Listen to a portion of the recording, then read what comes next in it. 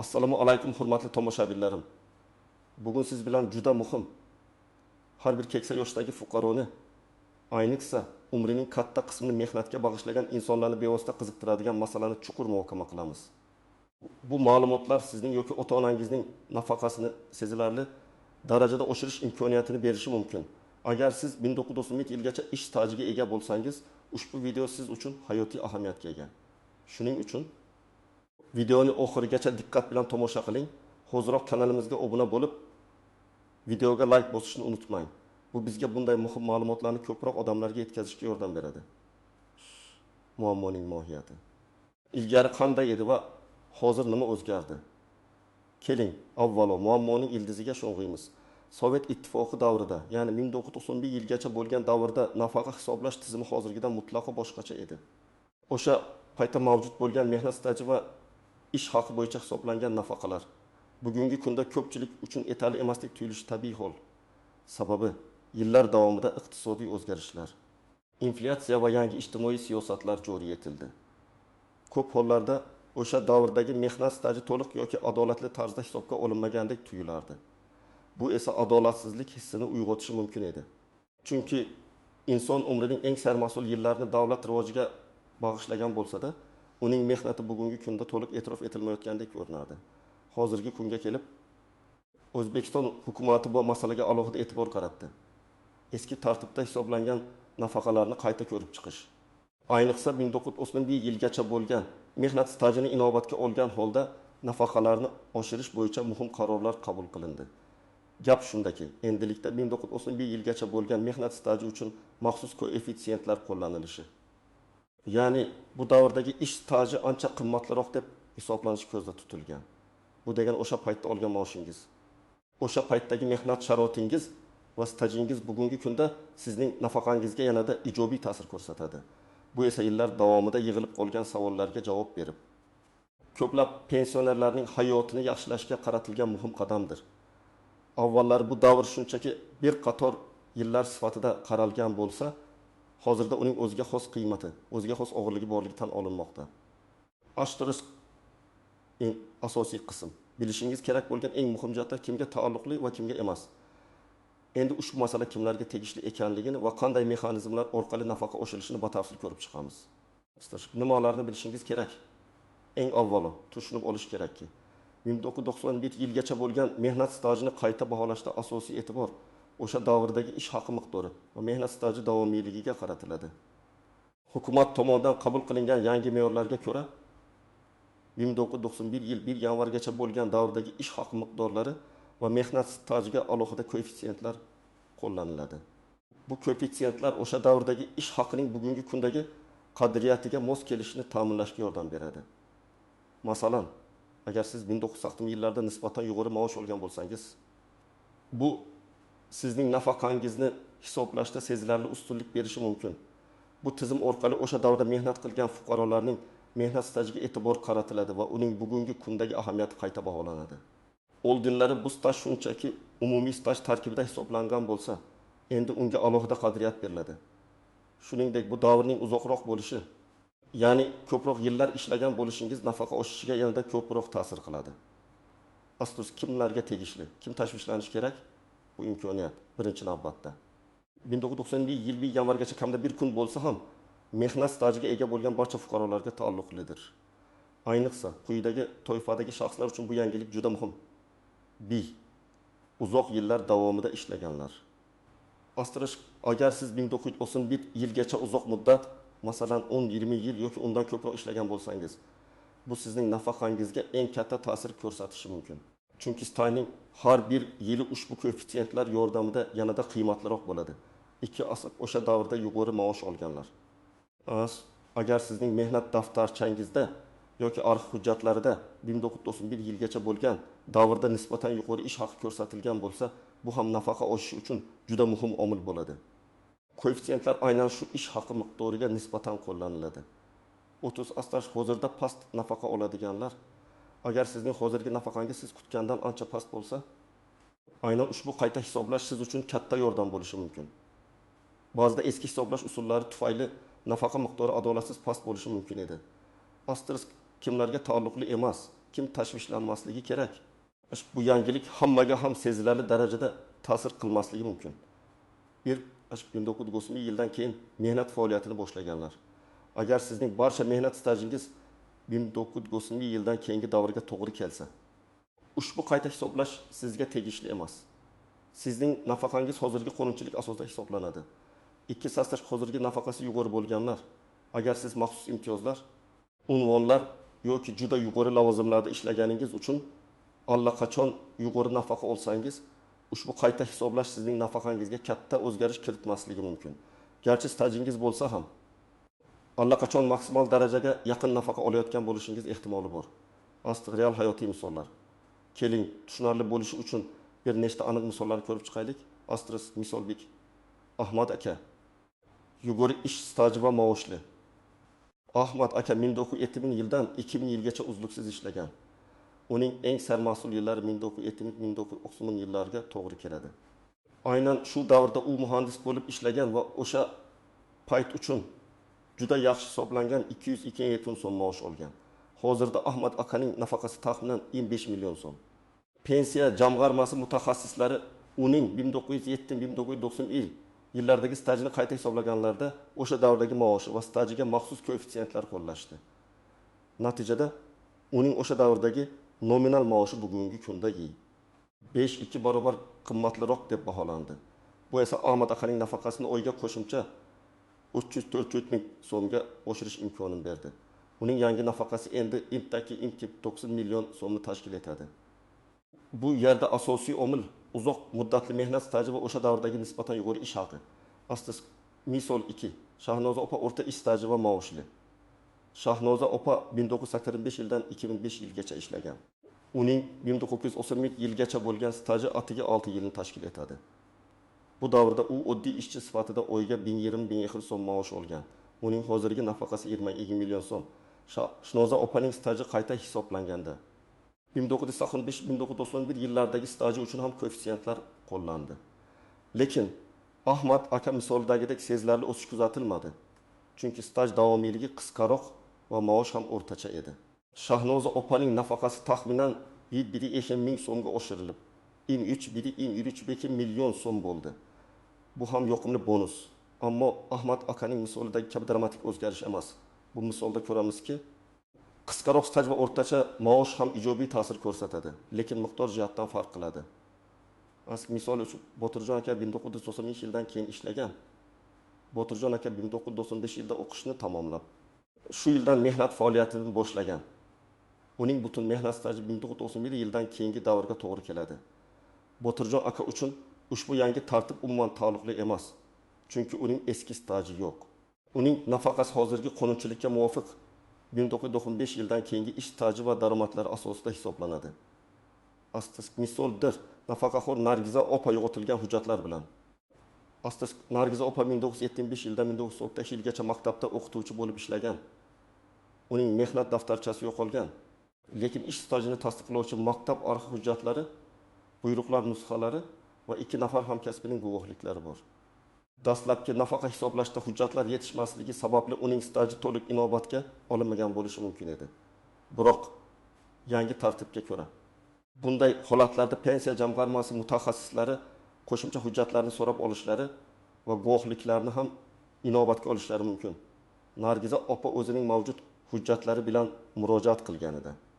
Uning arxivdagi yozuvlari tiklandi va 1975-1991 yillardagi staji maxsus koeffitsiyentlar bilan qayta hisoblandi.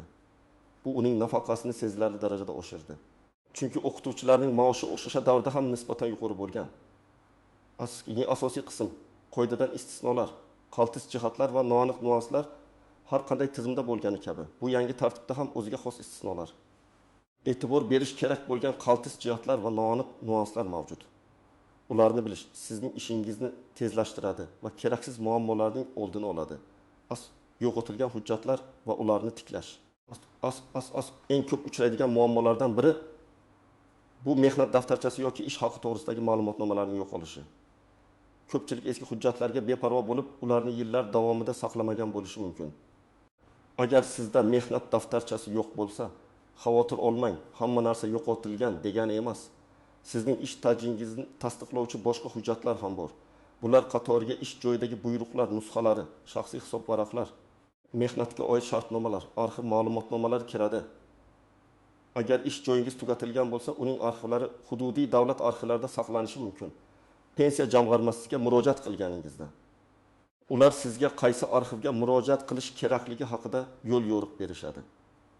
Ba'zi hollarda agar boshqa yozma hujjatlar topilmasa, sud orqali yoki 2 nafar guvohning ko'rsatmalari asosida ham ish staji tasdiqlanishi mumkin. Bu jarayon biroz vaqt talab qilishi mumkin, ammo natijasi nafaqangizga ijobiy ta'sir ko'rsatishi mumkinligini unutmaslik kerak. Guvohlik beruvchilarning siz bilan bir ishda ishlaganligini tasdiqlovchi hujjatlari bo'lishi shart. Noto'g'ri hisob kitoblar va ularni tekshirish. Pensiya jamg'armasi xodimlari ham inson, ular ham xato qilishi mumkin. Shuning uchun nafaqangiz qayta hisoblangandan so'ng pensiya jamg'armasidan hisob kitobning batafsil tafsilotlarini so'rab olish huquqiga egasiz. Hisob kitobda qo'llanilgan koeffitsiyentlar, ish haqi miqdorlari va staj davrlari to'g'ri ko'rsatilganiga ishonch hosil qiling. Agar shuba tug'ilsa, pensiya jamg'armasining yuqori turuvchi tashkilotiga yoki yuridik maslahatchilarga murojaat qilishingiz mumkin. Ba'zida oddiy arifmetik xatolar yoki ma'lumotlarni kiritishdagi xatolar nafaqa miqdoriga ta'sir qilishi mumkin. Shuning uchun hushyor bo'lish va hisob kitoblarni sinchiklab tekshirish juda muhimdir. Asras vaqt cheklovlari va eskirish muddati. Yaxshi yangilik shundaki, mehnat stajiga oid huquqlar uchun odatda hech qanday eskirish muddati yo'q. Ya'ni sizning mehnat stajingiz umrbod saqlanib qoladi va unga doir huquqlaringiz ham. Siz istalgan vaqtda murojaat qilishingiz mumkin. Ammo shuni yodda tutingki, qancha tez harakat qilsangiz, nafaqangiz shuncha tez oshadi va siz qo'shimcha mablag'ni tezroq ola boshlaysiz. Ba'zida arxiv hujjatlari yillar o'tib yo'qolishi yoki ularga kirish qiyinlashishi mumkin. Shuning uchun kechiktirmaslik tavsiya etiladi. Asterisk maxsus toifalar va sharoitlar. Ba'zi kasb egalari yoki maxsus sharoitlarda ishlagan fuqarolar uchun, masalan, zararli sharoitlarda ishlaganlar, harbiy xizmatchilar, o'qituvchilar, shifokorlar nafaqa hisoblashda o'ziga xos qoidalar mavjud. Agar siz shunday toifaga kiruvchi fuqaro bo'lsangiz, pensiya jamg'armasiga murojaat qilayotganda bu haqda alohida ta'kidlang. Chunki sizning stajingizni hisoblashda qo'shimcha imtiyozlar yoki maxsus koeffitsiyentlar qo'llanishi mumkin. Masalan, zararli ishlab chiqarishda ishlagan 1 yillik staj odatdagidan ko'proq, masalan, 1,5 yilga hisoblanishi mumkin. Bu albatta nafaqa miqdoriga sezilarli ta'sir ko'rsatadi. Bu esa o'z navbatida nafaqa miqdorini oshirishga xizmat qiladi. Inflyatsiya va ish haqi koeffitsiyentlari 1991 yilgacha olingan ish haqi miqdorini bugungi kunga konvertatsiya qilish murakkab jarayon bo'lib, unda inflyatsiya koeffitsiyentlari muhim rol o'ynaydi. Bu koeffitsiyentlar davlat tomonidan tasdiqlanadi va eski ish haqi miqdorini bugungi pul qiymatiga moslashtirish uchun ishlatiladi. Pensiya jamg'armasi xodimlari aynan shu koeffitsiyentlar asosida hisob kitobni amalga oshiradilar. Shu sababli nafaqangizni qayta hisoblashda 1991 yilgacha bo'lgan davrdagi ish haqi miqdori juda muhimdir. Ba'zida insonning so'nggi ish joyidagi maoshi uncha yuqori bo'lmagan bo'lsa-da, 1991 yilgacha olgan maoshi inflyatsiya koeffitsiyentlari bilan hisoblanganda hozirgi o'rtacha maoshdan ham yuqori bo'lishi mumkin. Bu esa nafaqa miqdorining sezilarli darajada o'sishiga olib keladi. Amaliy maslahatlar: nima qilishingiz kerak? Endi eng muhimiga, ya'ni amaliy qadamlarga o'tamiz. Bu imkoniyatdan to'liq foydalanish uchun nima qilishingiz kerakligini bosqichma-bosqich tushuntiraman. Asterisk 1000 qadam. Hujjatlarni to'plash bu jarayondagi eng asosiy va muhim qadamdir. Sizning nafaqangizni qayta hisoblash uchun quyidagi hujjatlar talab etiladi. Ashq mehnat daftarchasi, asli va nusxasi. Bu sizning ish stajingizni tasdiqlovchi asosiy hujjatdir. Unda sizning ishga kirish, ishdan bo'shash, lavozim o'zgarishlari va staj davrlari aniq ko'rsatilgan bo'lishi kerak. Agar mehnat daftarchangiz yo'q bo'lsa, yuqorida aytib o'tganimizdek, boshqa hujjatlar, arxiv ma'lumotnomalari, buyruqlar nusxalari, ish beruvchidan ma'lumotnoma bilan almashtirilishi mumkin. Astish ish haqi to'g'risidagi ma'lumotnoma 1991 yilgacha bo'lgan davr uchun bu hujjat pensiya miqdorini hisoblashda hal qiluvchi ahamiyatga ega. Unda sizning ish haqingiz har bir yil uchun alohida ko'rsatilgan bo'lishi kerak. Agar ish joyingiz hali mavjud bo'lsa, u yerdan so'rang. Agar tashkilot tugatilgan bo'lsa, uning arxivlari joylashgan davlat arxiviga murojaat qiling. Ba'zi hollarda, ayniqsa maosh to'g'risida aniq hujjat topish qiyin bo'lganida pensiya jamg'armasi belgilangan tartibda o'rtacha ko'rsatkichlardan foydalanishi mumkin. Ammo bu sizning imkoniyatlaringizni kamaytirishi mumkin. Shuning uchun iloji boricha aniq maosh ma'lumotnomalarini topishga harakat qiling. Pasport asli va nusxasi shaxsingizni tasdiqlovchi hujjat, diplom yoki o'qishni tasdiqlovchi boshqa hujjat agar bo'lsa. Ba'zi hollarda o'qish davri ham stajga qo'shilishi mumkin. Ayniqsa harbiy ta'lim muassasalarida. Tug'ilganlik haqida guvohnoma, agar pasportda to'liq ma'lumot bo'lmasa, tug'ilgan sanangizni tasdiqlash uchun. 2 qadam. Qayerga borish kerak? Barcha hujjatlarni to'plaganingizdan so'ng siz yashash joyingizdagi O'zbekiston Respublikasi pensiya jamg'armasining hududiy bo'limiga murojaat qilishingiz kerak. Sizni qabul qiladigan mutaxassis barcha hujjatlaringizni ko'rib chiqadi. Ularning to'liqligini tekshiradi va arizangizni qabul qiladi. Ular sizga jarayon haqida batafsil ma'lumot beradi va ehtimoliy qo'shimcha hujjatlar haqida ham ogohlantirishi mumkin. Esingizda bo'lsin, bu masalada pensiya jamg'armasi mutaxassislari sizning asosiy hamko'ringizdir. Ularning tavsiyalariga amal qilish jarayonini tezlashtiradi. 3 qadam ariza yozish. Pensiya jamg'armasida sizga maxsus blanka beriladi. Unda siz nafaqangizni qayta hisoblash bo'yicha ariza yozishingiz kerak bo'ladi. Arizada siz o'zingizning shaxsiy ma'lumotlaringizni, murojaat qilish sababingizni, ya'ni 1991 yilgacha bo'lgan mehnat stajini inobatga olgan holda nafaqani qayta hisoblashni so'rashingizni va ilova qilingan hujjatlar ro'yxatini ko'rsatishingiz shart. Arizani aniq va tushunarli tilda yozing. Agar qandaydir savollar tug'ilsa, pensiya jamg'armasi xodimlaridan yordam so'rashdan tortinmang. Ular sizga to'g'ri blankani to'ldirishda yordam berishga majburdirlar. 4 qadam. Jarayonni kuzatish. Arizangiz qabul qilingandan so'ng pensiya jamg'armasi sizning hujjatlaringizni o'rganib chiqadi va nafaqangizni qayta hisoblash jarayonini boshlaydi. Bu jarayon qonunchilikda belgilangan muddat ichida amalga oshirilishi kerak. Odatda 1 oydan ko'p bo'lmaydi. Ammo murakkab holatlarda biroz cho'zilishi mumkin. Murojaatingiz holati haqida muntazam ravishda so'rab turishingiz tavsiya etiladi. Ba'zida qo'shimcha ma'lumotlar yoki hujjatlar talab qilinishi mumkin. Shuning uchun aloqada bo'lish muhim. 5 qadam. Natijalardan norozi bo'lsa shikoyat qilish. Agar sizning nafaqangiz qayta hisoblangandan keyin ham kutilgan natijani bermasa yoki siz hisob-kitoblar noto'g'ri deb hisoblasangiz, pensiya jamg'armasi qarorini belgilangan tartibda shikoyat qilishingiz mumkin. Avvalo, pensiya jamg'armasining yuqori turuvchi boshqarmasiga yoki O'zbekiston Respublikasi Moliya vazirligi huzuridagi pensiya jamg'armasi ijro etuvchi apparatiga yozma murojaat qilishingiz mumkin. Agar bu ham yordam bermasa, sud orqali o'z huquqlaringizni himoya qilish imkoniyatiga egasiz. Bunday holatlarda malakali yurist maslahati foydali bo'ladi. Lekin shuni yodda tutish kerakki, aksariyat hollarda pensiya jamg'armasi mutaxassislari barcha hisob-kitoblarni qonun doirasida va adolatli tarzda amalga oshiradilar. Xulosa va yakuniy chaqiruv, hurmatli tomoshabinlar, bugungi videomizda biz 1991 yilgacha bo'lgan mehnat stajiga ega bo'lgan pensionerlar uchun nafaqani oshirish imkoniyatlari haqida batafsil ma'lumot berdik. Bu imkoniyatdan foydalanib, o'zining umrining katta qismini davlatimiz rivojiga bag'ishlagan har bir fuqaro o'zining munosib nafaqasini olishi juda muhimdir. Qo'lingizdan kelgan barcha hujjatlarni to'plang.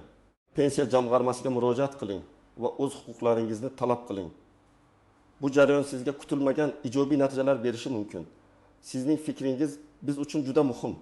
Iltimos, ushbu video ostidagi izohlarda o'z fikrlaringizni, savollaringizni yoki shaxsiy tajribalaringizni yozib qoldiring.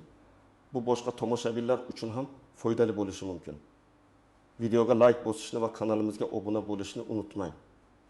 Shunda siz kelgusida ham bunday muhim va foydali ma'lumotlarni o'tkazib yubormaysiz. E'tiboringiz uchun rahmat va keyingi videolarda ko'rishguncha xayr.